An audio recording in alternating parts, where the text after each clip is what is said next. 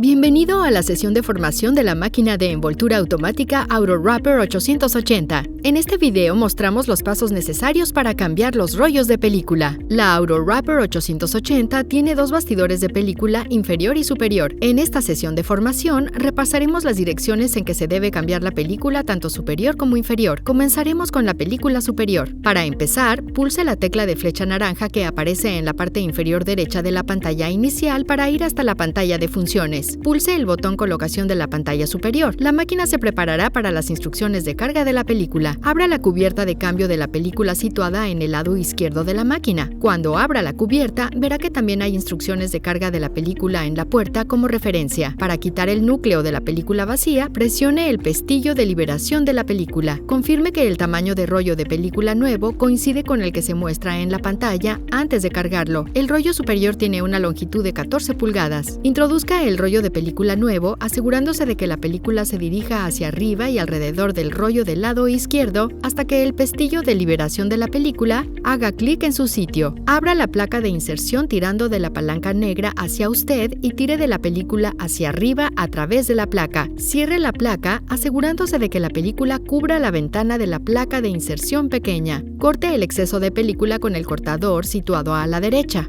A continuación, cierre la cubierta de cambio de la película. La máquina cargará la película automáticamente. Cuando se haya completado la carga, aparecerá un mensaje en la pantalla indicándole que quite el exceso de película. Abra de nuevo la cubierta de cambio de la película, quite el exceso de película y cierre la puerta. Con esto finaliza el proceso de carga de la película superior. Ahora veremos cómo se cambia el rollo de película inferior. Para empezar, vuelva a hacer clic en la tecla de flecha naranja para ir a la pantalla de funciones. Pulse el botón colocación de la película inferior. La máquina se preparará para las instrucciones de carga de la película. Abra de nuevo la cubierta de cambio de la película. Quite el núcleo de la película vacía presionando el pestillo de liberación de la película. Confirme que el tamaño de rollo de película nuevo coincide con el que se muestra en la pantalla antes de cargarlo. El rollo inferior tiene una longitud de 20 pulgadas. Introduzca el rollo de película nuevo, asegurándose de que la película salga del rollo del lado izquierdo hasta que el pestillo de liberación de la película haga clic en su sitio.